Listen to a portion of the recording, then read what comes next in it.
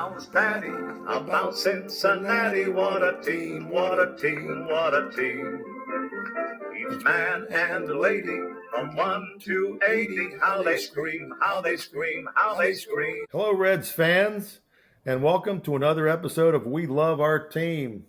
Today, my partner Jack Greiner and I have the privilege of talking with a Cincinnati broadcasting legend, Andy MacWilliams, often simply referred to as Andy Mac. And Andy Mac has been nice enough to join us in the studio today. Mr. MacWilliams was born in Albany, New York, and graduated high school from the Albany Academy and college from Syracuse University. In 1975, Andy became the play-by-play announcer for the Cincinnati Stingers, the World Hockey Association, which I remember well. In 1978, Andy became the radio and television announcer for the Chicago Blackhawks of the National Hockey League. In 1980, Andy returned to Cincinnati to work for WLW. In addition to being the station's sports director, Andy was also the play-by-play announcer for the Xavier Musketeer basketball team from 1983 to 1997, and he also had stints as a color commentator for the Bengals, for the Cincinnati Cyclones, and, believe it or not, Reds fans, the Cincinnati Reds in 1987.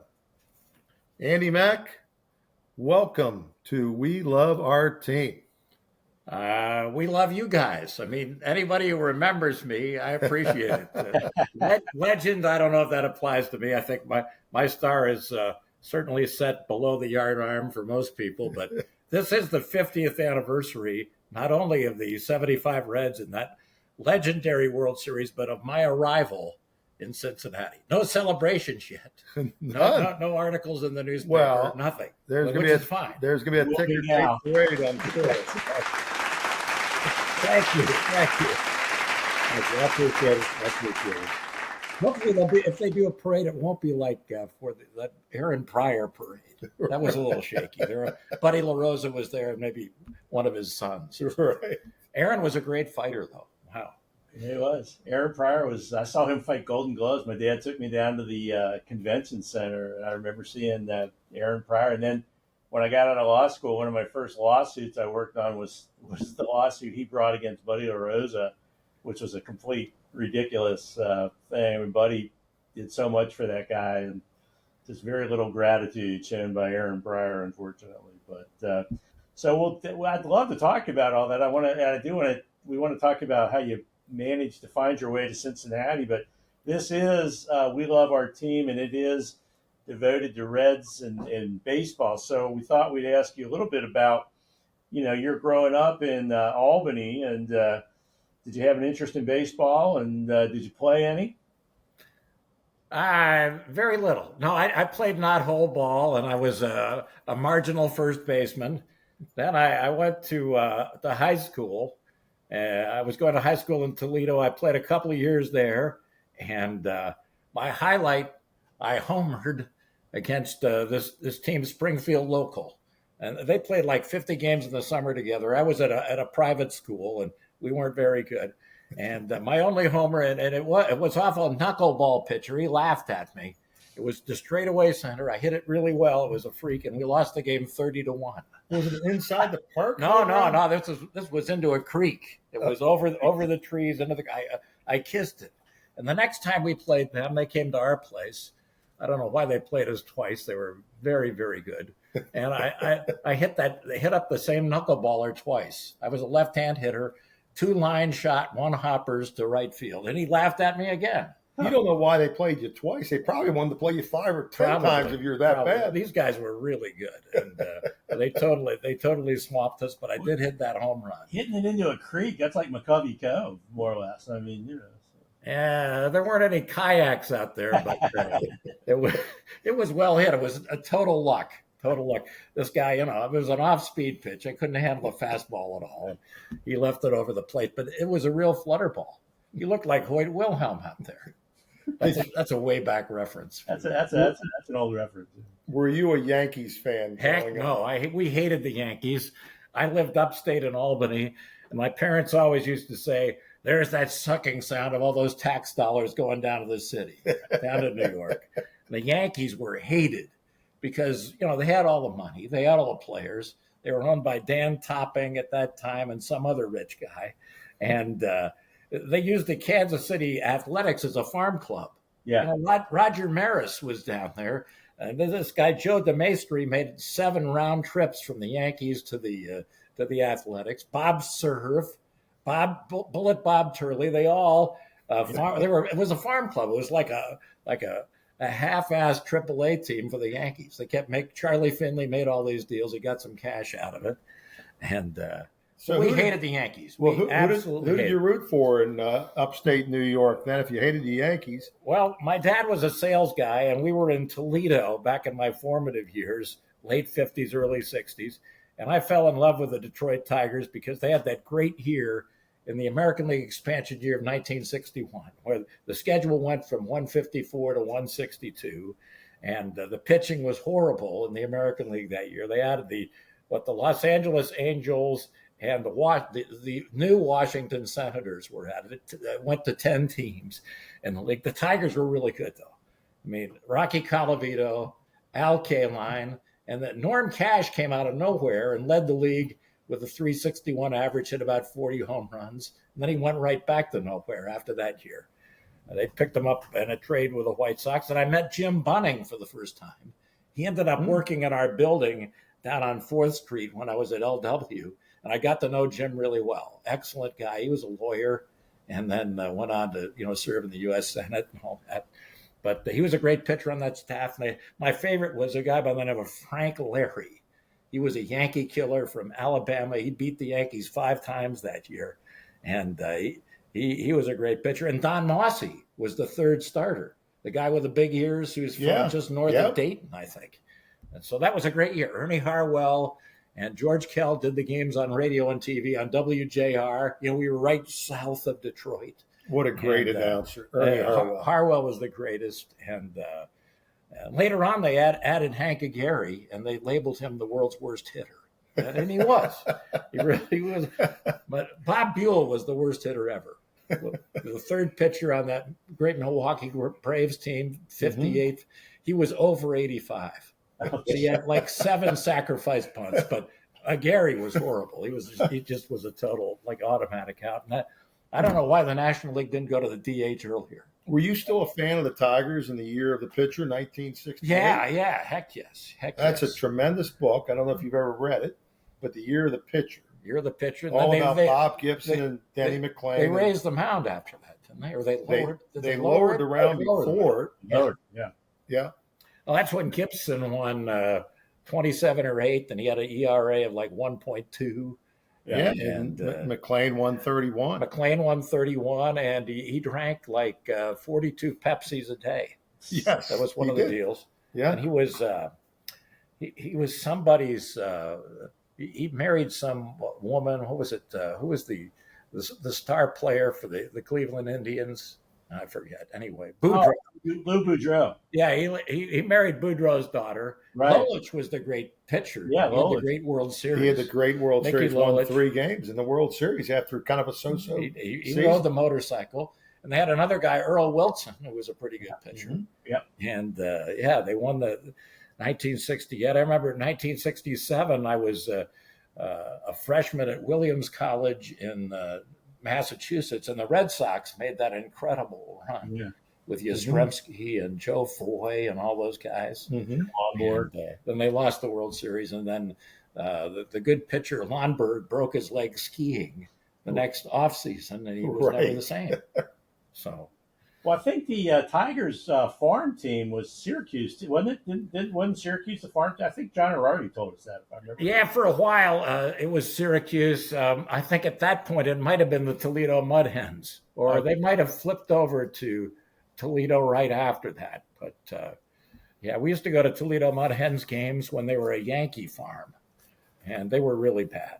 So this is the 50th anniversary of you coming to Cincinnati. And, Doug Flynn talked on the podcast about he was the glue on the Big Red Machine, but I'm starting to think that maybe it was Andy MacWilliams coming to town that lighted the flame under the big red machine, put some gasoline in that machine. I had absolutely nothing to do with it. Although I came here for my interview in May of 75. They were down to the final two for the Stingers job in the WHA. There were like 150 applicants. Somehow I made it to the final two. I came in town, and my friend John Browdy, who I played stickball with at Syracuse, he was also a broadcasting major. He's a Roger Bacon grad. He was working at WUBE, which I think was country at the time. Yeah. And I saw, I didn't even, I thought maybe I'd help my chances if I didn't have to stay at a hotel. So I stayed with Browdy, and we went to a ball game while I was here. It was like game 31 of the 75 season. It's the first game where Pete Rose moved to third base. Oh, wow. And they installed George Foster in left field. The Reds were 15-15 and really struggling until Pete went up to Sparky, I guess, and suggested they make the move. Yes. And then Foster moved into this. Their record after that 15-15 start was amazing. So we went to the ball game. I did the interview. The other guy in the running for the Stinger job was from Buffalo, and he was sort of like, his blood was thin because of all the cold weather up there, and he didn't interview very well. So I got the job. Well, Buffalo was the parent club of the Cincinnati Swords. Yeah, the Buffalo Sabres, the Swords were their AHL team, and Rick Dudley played on that team, and then moved over to the Stingers. Rocky Fard. I know he was Rocky a Swords Fard, goaltender. Yep. I don't know if he ever played for the Stingers, though. No, he did not. Hey, we're Rocky. jumping ahead a little bit, Andy. Sorry but maybe some of our listeners and viewers out there don't know the story of the Stingers. They were in the WHA, and they had a big campaign. We're ready for the NHL. And as I remember, 4 teams were going from the WHA to the NHL. What can you tell our listeners and viewers about that? Well, that deal sort of blew up. It was after the second year of the Stingers. I stayed for 3, and then they went out of business, I believe, somewhere in the 4th year. But I could see that coming. So the big red machine becomes hot when you come to town. The Stingers fold when you leave the Stingers. Exactly. I think there is a correlation there. But the deal that the NHL offered in that so-called expansion was so punitive. I mean, these teams got to keep no players, and DeWitt and Heekin and those guys, and Bob Castellini was a minor owner. He was in that group, and the numbers were very bad. I mean, the Stingers put in maybe average 7,000 or 8,000 a game, but the tickets, there were a lot of freebies. And those guys are pretty sharp businessmen, as they've proven over the years. So they decided not to go for the NHL's rather dismissive deal, which, I mean, you could protect maybe 1 goaltender and 2 players. And like the Winnipeg Jets go into the NHL, and that they lost Hedberg and Nielsen and all their good Scandinavian players. They kept nobody. I mean, it was a total. I think they ended up taking the Edmonton Oilers, and luckily the Oilers brought Gretzky with them, and they took Winnipeg. Quebec went in, and the Whalers. I think Gretzky was a pretty good player. Yeah, I think he was a fairly good player. He started with the Indianapolis Racers, by the way. He weighed about 150 pounds. He was a shadow man. But you didn't like the Indianapolis Racers, I don't know. No, we had a hate relationship with the Racers. They sort of, the second year of the Stingers, they put the harpoon right into the Stingers because they beat us in the first game of a playoff series in triple overtime. It was the longest game in WHA history, which that's a little bit of trivia there. But and then they went on to sweep the series. So it was like our starting goaltender, Jacques Caron, who I had basically brought him in. I'd seen him in the American Hockey League. Good. He played great for us. In the warm-up, this guy, Brian Maxwell, who was a cement head defenseman, Jacques is taking a shot to the right. He lets one go in the warm-up and hits him below the rib pad, and he's spitting up blood. So we have to go with our backup goaltender in the game. And he played fairly well. And his name was Normie Lapointe. He was called Leaky, which is not good for a goal. He gives up a really soft goal with 2 minutes left in regulation. Goes to overtime, we lose. I mean, what can I say? Oh, your friend of mine, Mark Zenny, he remembers how much you hated the Indianapolis Racers. He loves to imitate you on your calls. I think Indianapolis was playing in Indianapolis. The Stingers were down here, and you were going crazy about the Indianapolis Racers. But we digressed. So you became a Reds fan when you came to Cincinnati, I suppose, and attended that game number 31. Yeah, and it was nice because, I was working for LW. I had a press pass, so I could get into the games for free. And in those days, they gave the personalities, and I use that term loosely pertaining to myself. The Reds gave you a card with a free ticket plus one, depending on availability. You walk up to the ticket the day of the game, and they give you, if they have some box seats left, you're there. Really? So it was great. I mean, I saw a ton of Reds games. I love baseball. I always had. I thought Bench was a transforming player. I mean, he totally revolutionized. He's like Bobby Orr, revolutionized the role of the defenseman in hockey when he came in the 60s. And Bench was, a transformative catcher. The way he handled, he threw the ball, handled pitchers. His hands were immense, and a great hitter. I mean, there's none like him. So no I was doubt. a big fan. The greatest catcher of all time. And Perez, I love Perez. I always loved Perez. Yeah. See the ball, hit the ball. let's not get into velo and exit velocity and all this other crap. See the ball, hit the ball. That's what Tony said. Did you get those guys? The big red machine. Tony looked pretty good. Yeah, he's a great guy, and he totally was screwed by Jim Bowden that year. Absolutely, Jim Bowden, not one of my favorites, man. He was like a lowlife. I hope he's listening to this because he kicked me out of spring training one time in Plant City. I was trying to do my work and send my interviews back to Cincinnati using a phone out in the vestibule or whatever. We'd come back from Clearwater, an exhibition game with the Phillies, and he comes out. He apparently was working trades in the back office. He said, "Get the heck out of here! What are you steal? I'm just doing my job, Jim." Man, and then he fires Perez over the phone. Oh. He could have walked. Perez was living in that high rise right next to the ballpark. Walk over there, call him into the office. And Tony, they were only 20 and 24 when Tony got fired. Yeah, he would have turned it. The players loved to play for him. He's like Tito, like Francona. The players love to play for him. So, Andy, how'd you get your start in broadcasting?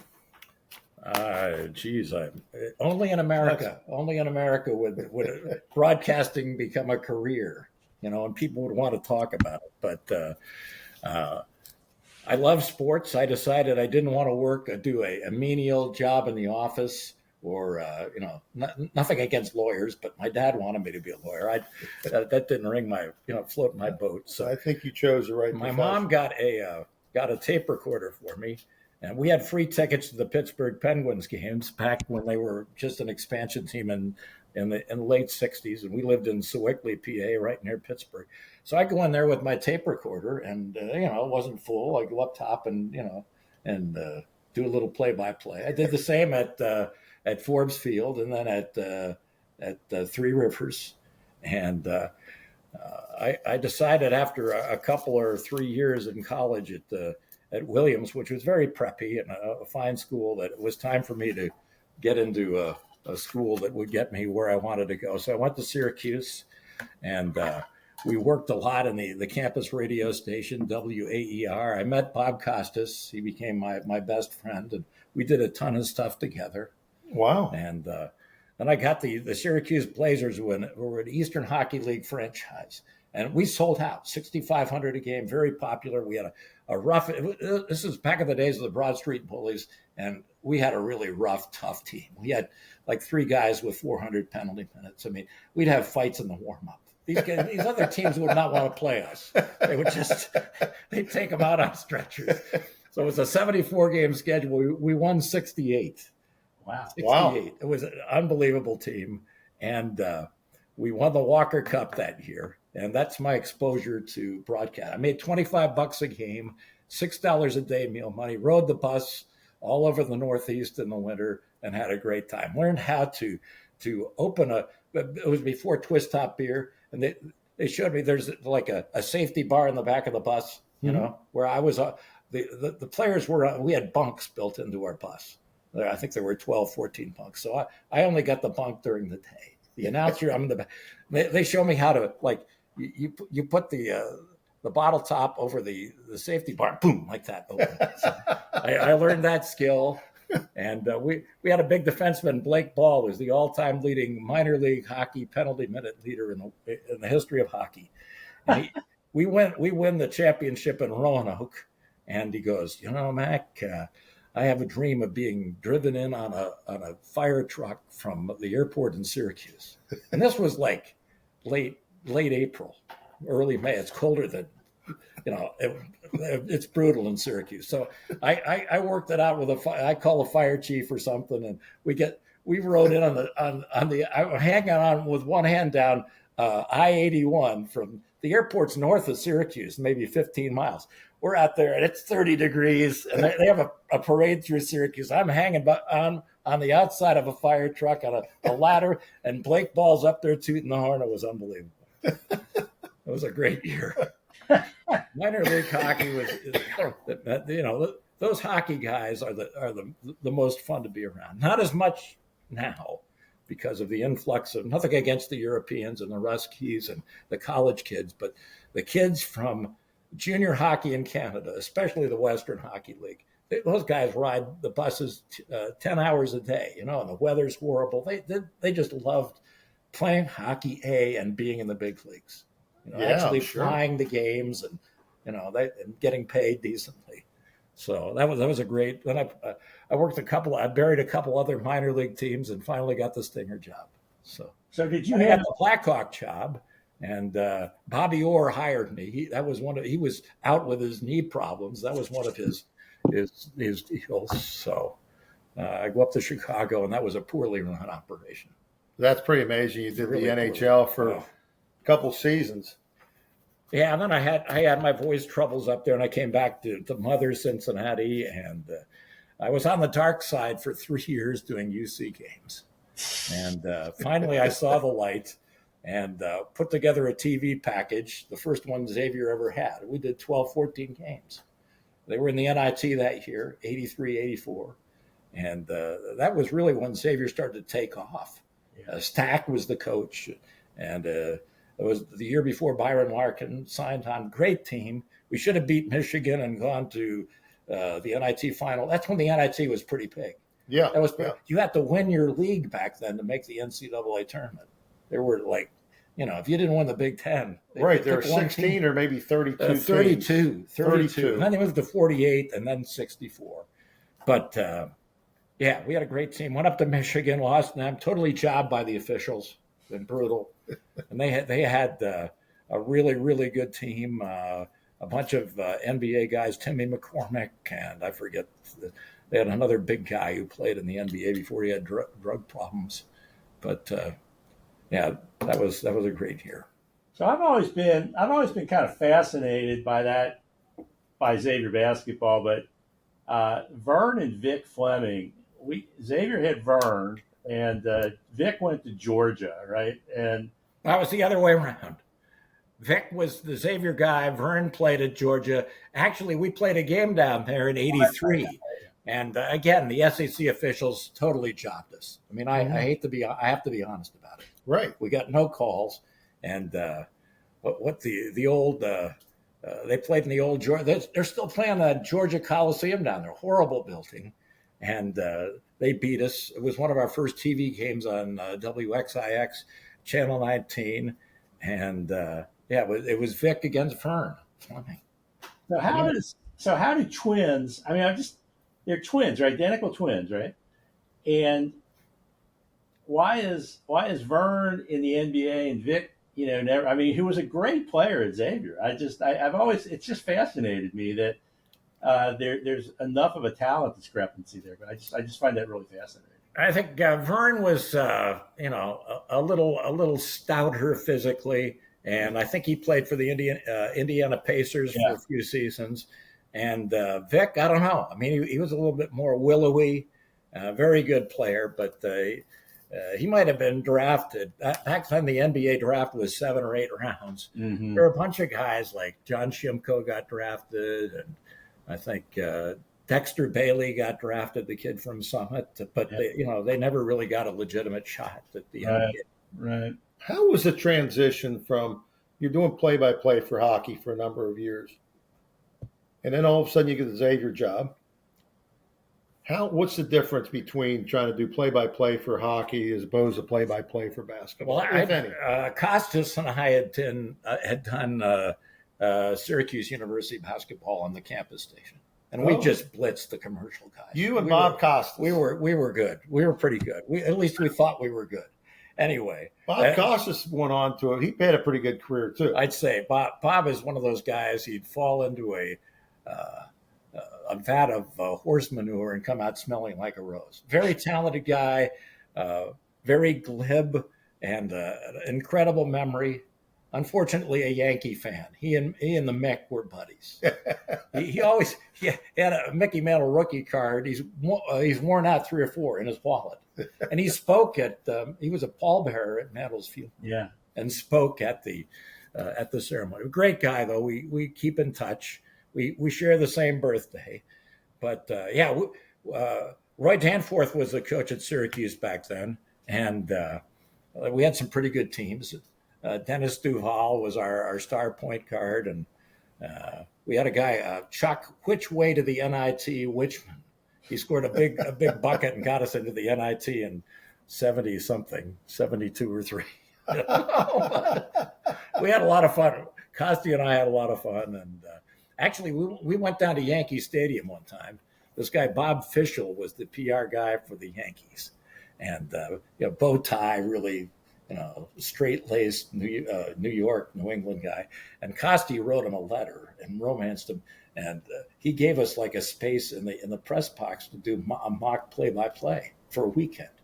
Costi's from Comac, Long Island. We drive down there in his Buick Skylark, and we set up. And Frank Messer and Bill White were doing the Yankee games. And they're giving us hell, who are these kids? And Fisher, when he saw us, why did I do this? Anyway, we did the whole series with the Minnesota Twins and had a great time. Costi totally bushwhacked these guys. And so you and Costas did play-by-play for the Yankees? Yeah, that one series. Yeah. In that one series. But I spent one summer at MacArthur Stadium in Syracuse. They had this extra concession stand they only used on fireworks day, and I persuaded a couple of my friends to stay over in the summer. We did all the home games just on tape down there, just to get some experience. So everybody's got it was a riot. Everybody's got to circle March 22nd on their calendar. It sounds like. Yeah, you and Bob Costi. Costi and I have the same birthday. He is slightly younger than I am. I think 2 years. Okay.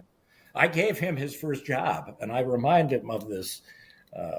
He has never compensated me adequately, but I was doing the Syracuse Blazers games in 72, 73, and I moved up to the American League. And Costi hated hockey. That was his least favorite sport. Even candlepin bowling was more exciting to him than hockey. I said, Bobby, it's on a 5,000 watt NBC O&O WSYR in Syracuse. Great experience to it. I'll teach you the rules in 2 hours. And so he took the job. He got he's a silver-tongued devil. He got a raise to $40 a game and $8 bill money. So the first game they only did the road games. They were afraid of affecting the home gate. So first game is in Johnstown, PA. First game is in Johnstown, PA. I told him, Ron Ingram's the coach. He goes on Lombardi time. You better be there a half hour before the bus is scheduled to leave. And Costas is always late for everything. So he misses the bus. Ingram's not going to wait for the radio guy. He's down the road to J-Town. It's a 5-hour drive. Day of the game, boom, he's gone. Costi has to figure out a way to get there. So he flies from Syracuse to Pittsburgh, the days of Allegheny Airlines, and then a puddle jumper up to J-Town, $250 out of his pocket to get there. And the owner of the Johnstown Jets, that's where they did the movie Slapshot. Slapshot, yeah, it was Johnstown, right? War Memorial in Johnstown. the owner, Johnny Mitchell, was a cheap son. Costi had an old roster with all the numbers and whatever. He bought new uniforms that year. Costi knew one player on the Johnstown team. This guy, Francois Ouimet, had the greatest game. He was had the puck the entire game. Costi could make it up. He is, as I say, a silver-tongued devil. So Andy, I've learned two things today in this podcast. One, that you did UC games. That blows my mind. I did not know that. And hey, I had to have a paycheck. Come on. I suspect if we've got some UC fans listening, that their minds are going to be equally blown. But then you also told me, and I had forgotten this, but that you did Reds play-by-play in 1987. Can you tell our listeners a little bit about that experience? Well, that was a weird year. I was the fourth man on the broadcast team, and Marty and Joe were the stalwarts on radio. They brought Bench in, and Bench was the anchor on Channel 5. This was before every game was on cable. I think they might have had a 50 or 60 game package on Channel 5, and so I'm hired as the fourth guy, and the guy from Channel 5 was paying part of the freight, I guess. Tony Kiernan. He was really like a Tony Kiernan. I remember TV that executive. name. Just this guy's a dollar and cents maven. I mean, he's into selling and PR and advertising. He calls me and he goes, "Listen, you're the lowest of the low in this broadcast crew. I don't want any expansive bills when you're on the road with these guys. Bench and the other guys are way above you. You are the caddy here. You are strictly there as an anchor on the radio booth." And I go, "Hey, it's Major League Baseball. Okay, I'll take." They were paying me halfway decently, and the LW let me do the games, So and I made almost every road trip anyway. So we get to opening day, and Nuxie starts on the radio. Marty and Bench are on TV, and he does Marty's innings, the first and second. And nobody told me that I was going to do any play-by-play. I was supposed to be like this guy in case they had to, had to go to the restroom or something, or they had chronic hiccups. I would fill in. What did you do? Color commentary when Nuxie was doing play-by-play? Yeah, Nuxie was great to work with. Marty's still a very good friend and all that stuff. We had Bench. We had a great year. Bench was really nice to me. Anyway, we get to the top of the third, and Nuxie goes, "Now here's Andy MacWilliams with a play-by-play." I had no idea. I mean, this is opening day, 1987. Pete's the manager. Dave Parker is in the lineup. Who are some of the other? They had a pretty good team. They were second place, under Pete, 4 or 5 years in a row. Exactly. Good ball club. Tom Browning, I might have been the opening day pitcher, or Mario Soto. No, he was hurt. You had Sabo, you had Davis. Yeah, Sabo. Eric Davis had an unbelievable April and May that year. Oh, I mean, he was just brilliant. And I got the call. There was a series in Philadelphia, I think in May, where he must have driven in 15 runs. I mean, and then they come out with this stuff about the ball was jacked up, and they changed the balls after the first. I go, no, Eric Davis was just the best player in Major League Baseball. He was player of the month, I think, in both April and May. Unbelievable, great defense in center field, 5-tool player, unbelievable player. And so I got part of that. But yeah, I had a little blip there, and then I did the play-by-play. I mean, and I'd split my pants earlier today. We were doing stuff like stand-up from the parade, the opening, Findlay Market parade, and I had these Hansa belt slacks that ripped up. I sort of kept my legs together and got down to the ballpark. So it was a comedy. So what idiot took you off the play-by, the Reds broadcast? I thought I did a pretty good job. I was coming off my voice difficulties, but I think I did okay. And they had this guy, Jay Randolph, who was Jennings Randolph was his dad. He was like the big senator from Missouri, like Foghorn Leghorn, one of those guys. So they had him under contract in St. Louis, and they had to pay him, and they wanted it. And Buck and those guys wanted to get rid of him. So they sent him down to Cincinnati. He did some pretty good golf. He was a golf on NBC. But Bench loved him because he knew every caddy master at every major golf course throughout the U.S. I mean, we go to San Francisco. They play at Pebble Beach, and an hour before the game, they'd show up and put the golf clubs in the back of the TV booth. I mean, they come over. Who's pitching today? Anybody hurt? You know, that kind of stuff. I mean, Well, you've got he'd have him at Baldus He'd have him at So who was whatever. a better golfer, you or Bench? Well, Bench was a great golfer. He was going. Oh, you're a great golfer. I can't hit the ball off the tee, but I can putt and chip a little for an old guy. But Bench wanted to be. He thought he was going to play in the senior tour, and then he had a little trouble with he sliced the ball. Yeah. He played in the. This may not be a factual. Remember, he played at Western Hills Country Club in Cincinnati Met one time. They had this par 4 along Work Road or whatever it is. He blew like 3 in a row out of bounds and walked off the course. Like Sabo did when Willie called him for moving the ball at the club championship at Kenwood Country Club. Sabo walked off. Screw you, Willie. I don't think Nuxall liked doing TV very much. I don't think that lasted too long. My impression back then. Anyway. That was not Joe's genre, if you will. Yeah. Very good on radio, very entertaining. I thought his play-by-play got much better as time went on. And at the end of his career, he was a good play-by-play. It used to be fly ball to right left field or right left center field. And then, in Los Angeles, after Jim Winters left, he controlled that radio booth. He was the director of the radio network and all. Joe would drink a few Budweisers periodically, and they'd be on the West Coast, and we'd be hanging out at the station maybe 12:30, 1 in the morning, and be the 7th inning. You could hear that, and there'd be like a pregnant pause for 20, 30, and the board would go, "Did we lose the line?" I said, "No, just wait, he'll be back." He really did a good job, and what a great ambassador for the. He and Gordy Coleman. Right. Gordy, I don't know how many public speaking appearances he made, but probably in the thousands for the Reds. He was tremendous. Great. So talk about doing hockey versus basketball. I mean, they're both fast moving sports, but what's the difference? I mean, in terms of having to do the play-by-play of it. I think hockey is the most difficult sport because the movement of the puck is somewhat unpredictable, and players can change on the move, on the fly. During action, they'll throw out a new defensive pair, a new line, whatever.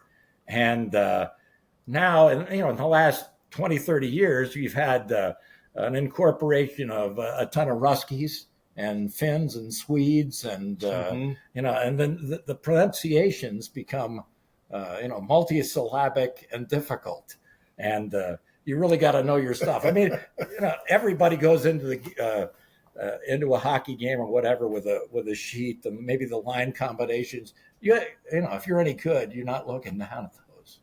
So I think hockey is by far the most difficult, and fewer scores and excitement. Basketball is great. I mean, the tempo of the game is great. And, they accused me of being a homer here, but it was local radio. And my theory was, if I can't get excited about this, who is?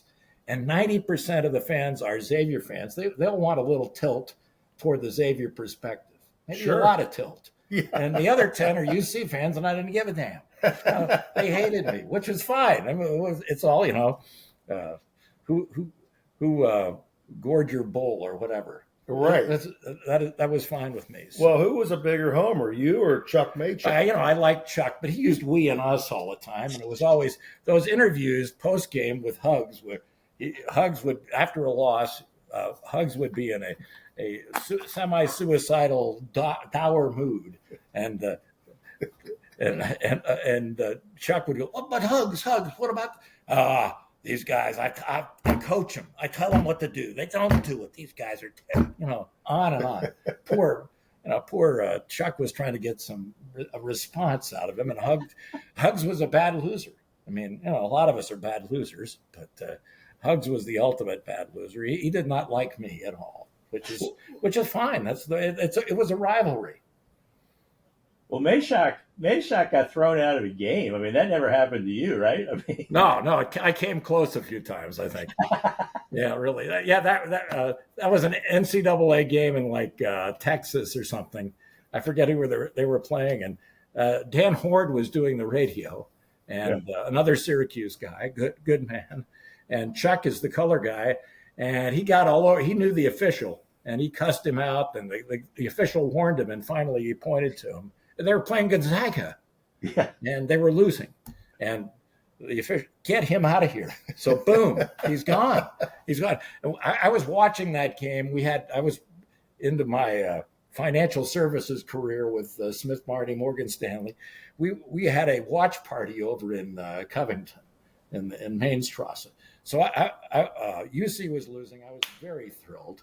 Gonzaga was doing well. It was early in the tournament, the Mark Few era. Oh, early in the Mark Few era. Nobody knew about them. And so I was in the restroom, and I heard, I think an announcer has been thrown out. It's got to be Chuck. It was.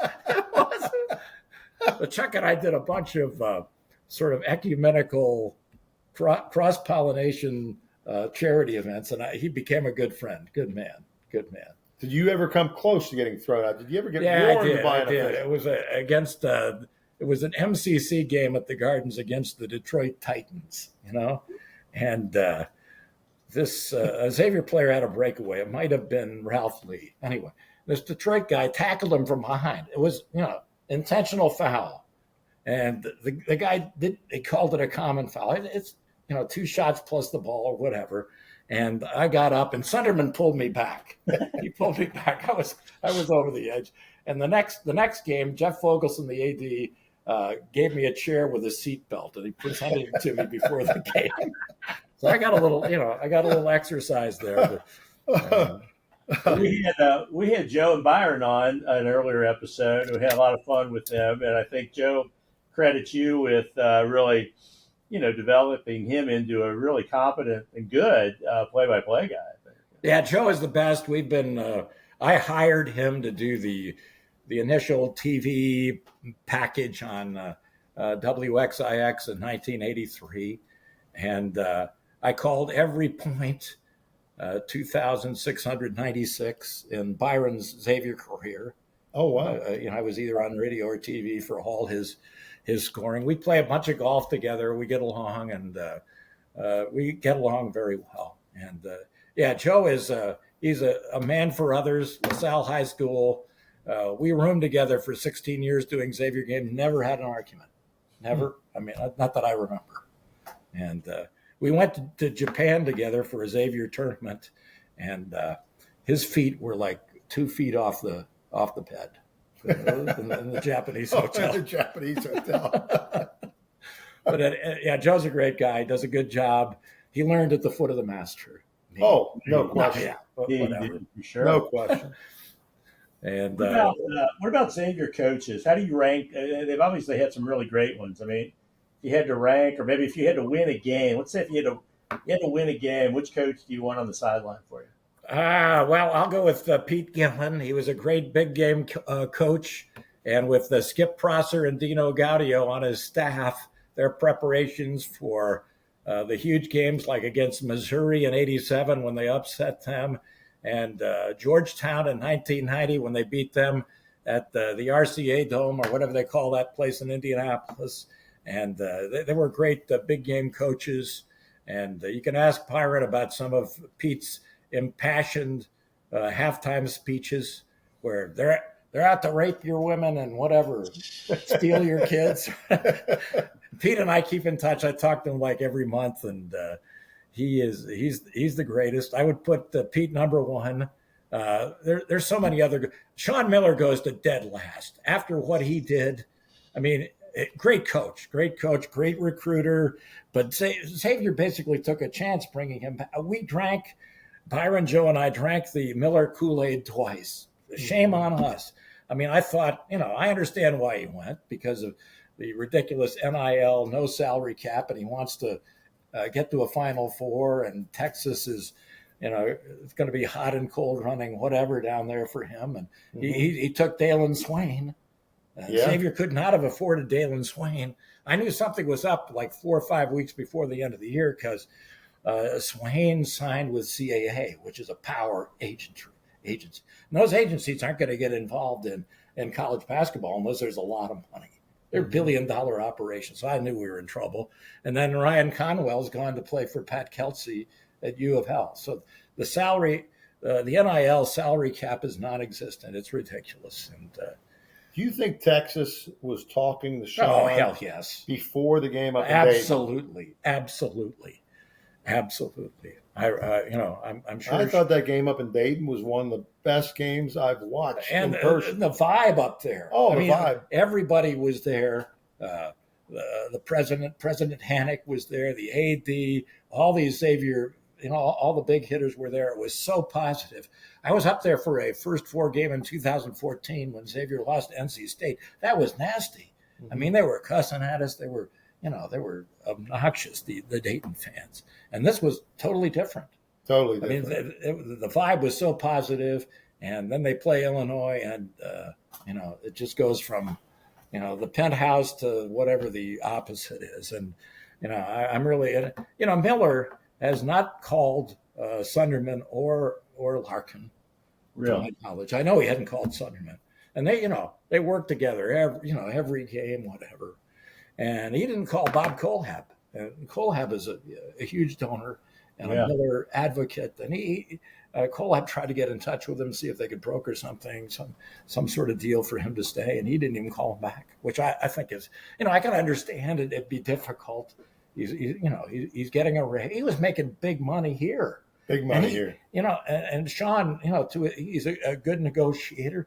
He had all the leverage when he took the job. He had a staff out the yin-yang. He had everything he wanted. NIL money, charter aircraft, great hotels on the road, great facilities at Xavier.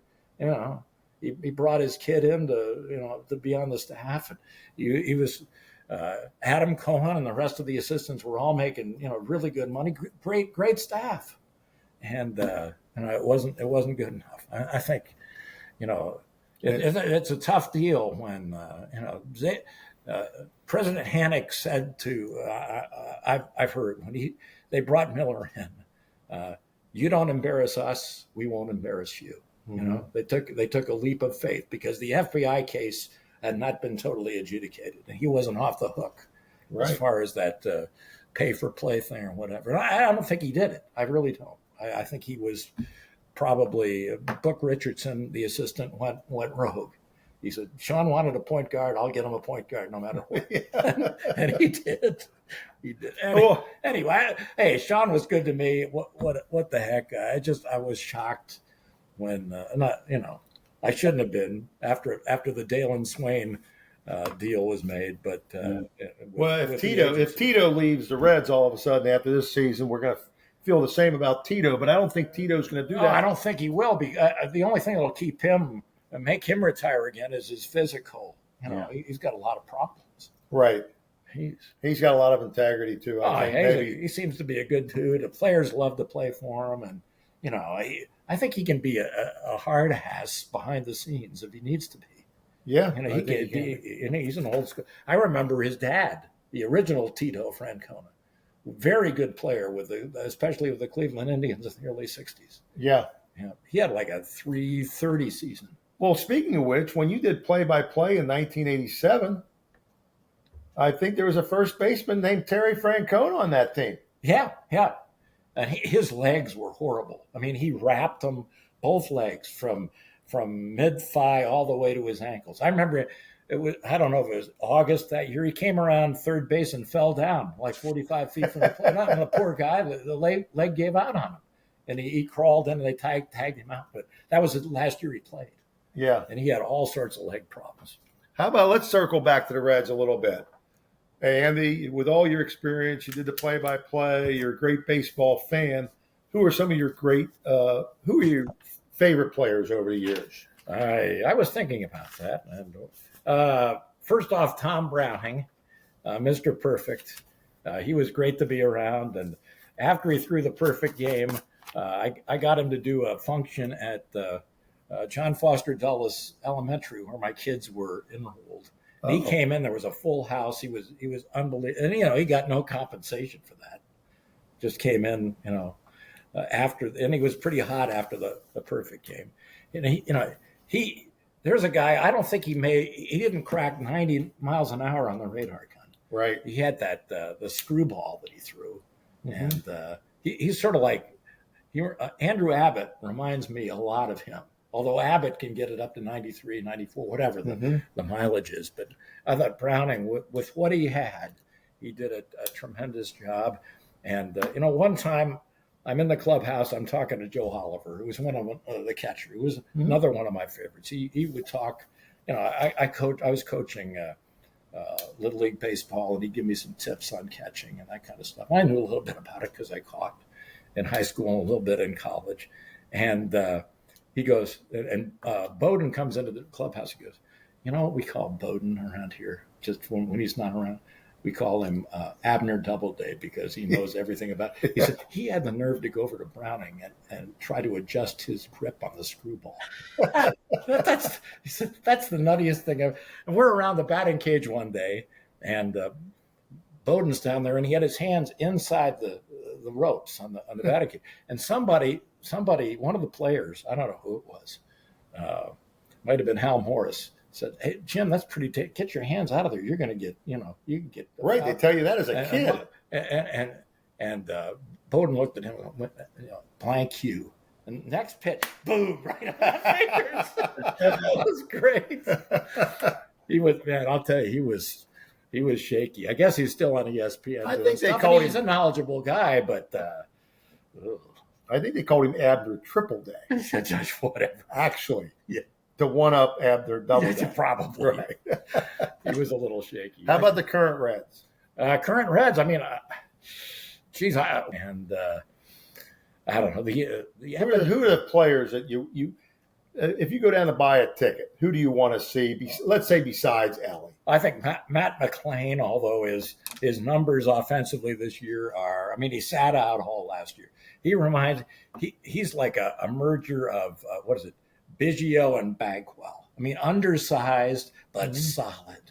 I mean, he plays a great second base and very smart baseball player. I like him a lot. Obviously, Friedel is having a great year. He's a better fielder than I thought. I agree with you. I mean, it'd be tough now to. I think De La Cruz has got to be a center fielder at some point in his career. Just anything in the air, no matter where, in the gaps is going to be in his glove. The only problem is he might run into a wall or something. But he's got a super plus arm. I think he's a decent shortstop. I mean, he's a good shortstop. It's the routine plays that seem to screw him up now. Right. But what a great ball player. Great ball player. And who else? I like the catcher they got from the Yankees is really solid. Trevino. And who else? I think CES is a big time bat. I'm glad they didn't trade him. And Spencer Steer, man, what a solid play. He'll play anywhere. Yep. Left field, second base, first base. He's a plus defender. Why the heck did they ever sign that Candelario? I thought it when they made the deal, 3 years, $45 million. I go, here's a guy who was, played some decent baseball for Washington. The Cubs got him, and he had a really good series against the Reds. Yeah. Is that what they went on? I mean, you can't play him in the field because he's a bad third baseman and he's a below par first baseman. You can't DH him because he has no power, or, predictable power. I mean, what the hell? I mean, they made some great decisions personnel-wise, but I don't think Candelario was one of them. That was not one of them. Okay, Jack. Yeah. Here we go for the real interrogation of our guest. No. Andy, are Nothing you ready? Nothing personal. Are you ready to be grilled first by Jack Greiner? Well, all right. Noted First Amendment lawyer. That's right. Andy MacWilliams, West Side or East Side? I've been living on the West Side since I showed up in 75. Bill Brown, who was a stalwart at Channel 5, who did some Reds, did a lot of sports announcing. He had a place over in Westwood, and he steered me to another apartment complex off Westwood Northern Boulevard because his place was a little more expensive and full. So I went to this other place. So West Side, and my wife, who I met, she worked in the Stinger office, She was born behind Western Bowl.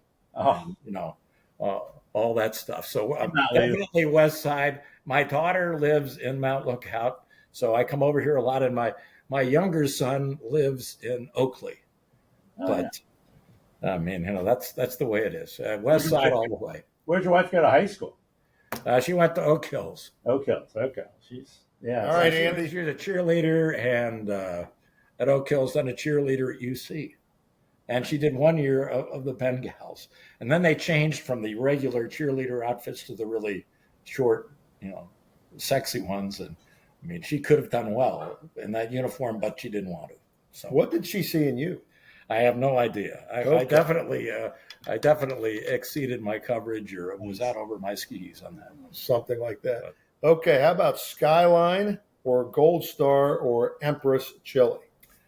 I think I'll go with the original. I'll go with Skyline. I like the other two though. I've been to all of them. Mhm. I enjoy my chili. Well, as a non-native Cincinnati, it's impressive that you like the chili. I mean, I know lots of people from outside of Cincinnati who don't want anything to do with the chili. But, Well, that's an error in their taste buds. I'll I tell think you. that's right. I've heard that some guys are asked what they think of that, and they just throw up their hands and Oh, yeah. hey, it's great stuff. Raiders or UDF? The cowboy likes the 7 scoops and the big cup from UDF, but of course he's paid by them. I think he's a paid spokesman. I'm not sure. I hate to go against the cowboy, but I'm sort of a Graders guy. I like the double chocolate chip and the raspberry chip, but UDF is fine. I mean, I love them both. How about Putz's? You go to Putz's? Yeah, I've been there. Yep. Nice. Okay. Well, there you go. I grew up on the west side, so I know. all Okay, about- one of the great hockey announcers of all time, one of the great basketball announcers of all time, play-by-play man for the Reds for 1 year. It was a glorious year. Glorious year. They finished second. Final question. Wait, I got to. Once Dave Parker was one of my all-time favorite players because I loved him as a Pirate. Then the drug thing. He had 4 really good years with the Reds, which never gets credit for. I think he was second in the MVP voting 1 year. 85. Well, like 125 runs. That guy. We're at Candlestick Park in '87, and he's facing John the Count Montefiusco. The players hated him. The guy was a total egomaniac. Parker had a 16-pitch at bat. It was great. He kept fouling him off on purpose. Finally, he lined a double to right center. 16 pitches. They talked about eight pitch at bat. 16 pitches. Wow. Unbelievable. And Parker, The Cobra. Parker might be the only guy ever to be the MVP of an All-Star game because of defensively. Oh, that a great throw. Throw out third base, throw out at home plate, I think. Yep. Defensively, he gets the MVP.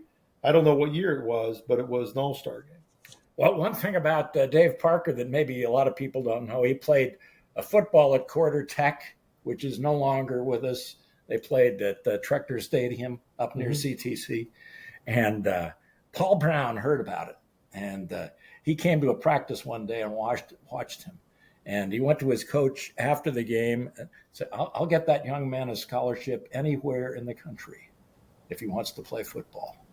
And then Parker injured his knee, I think early in his senior year at Quarter Tech, and decided to give up football and concentrate on baseball. But PB was there on the side. Paul Brown. This is early in the 1968, 69, whatever it was.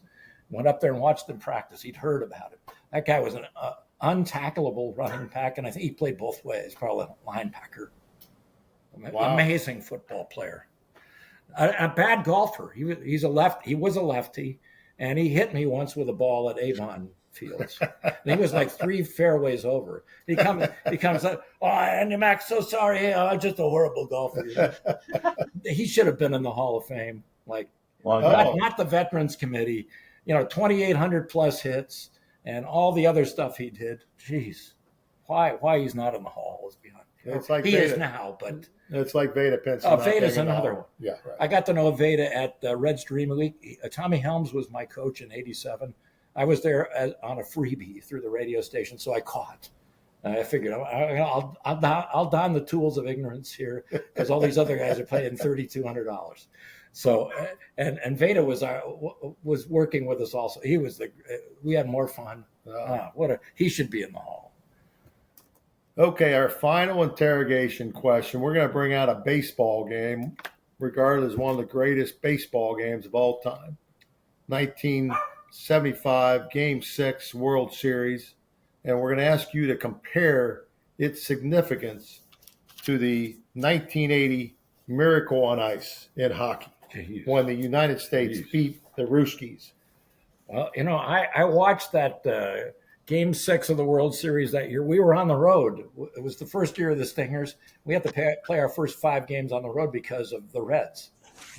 They sucked up all the media and all the attention in the world, and deservedly so. So I watched that game at the Viscount Court Hotel in Winnipeg. It was like an off day for us. So, and then Fisk hit the home run and all that stuff. And that was that may be the greatest World Series game ever. But the Miracle on Ice, that was the men. That was totally the men against the boys. And I got to meet Mike Eruzione and talk to him. And he was the heartbeat of that team. There were a bunch of guys there that never made the NHL. Yeah, a couple of them, 2 or 3 of them did. The one defenseman for what was his name? Anyway, he was from Bowling Green. He went right from the Miracle on Ice game to the New York Islanders, and they won the Stanley Cup. That was the first pro he played right out of the big rangy defenseman. Eruzione was a forward. He never played in the NHL. The highest pro hockey he played in Boston. I think he was either BC or BU, and he played for the Toledo Gold Diggers and whatever league that was, NAA. Well, you said the men against the boys. The men being the Russians. The Ruskies played. Yeah, that was the greatest team. They had all Trey Jack in goal. I mean, the greatest goaltender of all time, and all those guys who had played together for years and years and years. And they played 11 months of the year, and the 12th month they played soccer. Those guys never got a break. They were, that was the Communist Party's #1 PR tool. Yeah, absolutely. And they had that Viktor Tikhonov was the coach. He was like he refused to move that Olympic game. It was scheduled for 4 in the afternoon at Lake Placid. And it became it looked like there was, ABC wanted to move that to 7:30, and he absolutely not. We play where the schedule says. And then he got upset with Tradiak because Tradiak let in a couple of easy goals in a game against Finland or something. He benched him. And played the other guy. I mean, that was a break for the other guy. Was like, he had sunburn on his neck from the goal height. He was no vodka for the Ruskies after that game. No vodka. They had to walk home. Well, Andy, this has been a special treat in the studio. Jack, we might have to have a 3-person studio someday with a guest. This is a lot of fun. I can take care of it. Really appreciate your time, Andy. Where are you, Jack? Where are you? I'm in my office downtown. Are you in downtown? Wow. Yeah. You're still employed. I still work. That's good. Couple retired guys sitting here together, For sure. Yeah. My golf game's not so good. So. All right. Join the club. Well, hey, thank you very much, Andy Mac. My pleasure. Sorry I got off on some tangents, but that's just the way it is. We love tangents on this show. Yeah, we do. All right, everybody, give it up for Andy Mac, the greatest hockey announcer in Cincinnati sports history. Yes, sir. The greatest Xavier basketball play-by-play announcer in Cincinnati sports history, and perhaps the greatest play-by-play man next to Joe Nuxall, with all due regard to Marty Brenneman. Yeah. Absolutely. All right, give it up for him.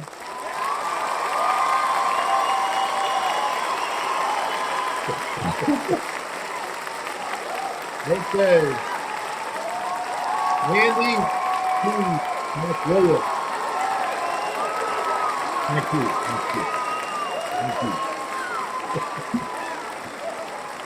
Okay, settle down, everybody. Settle down.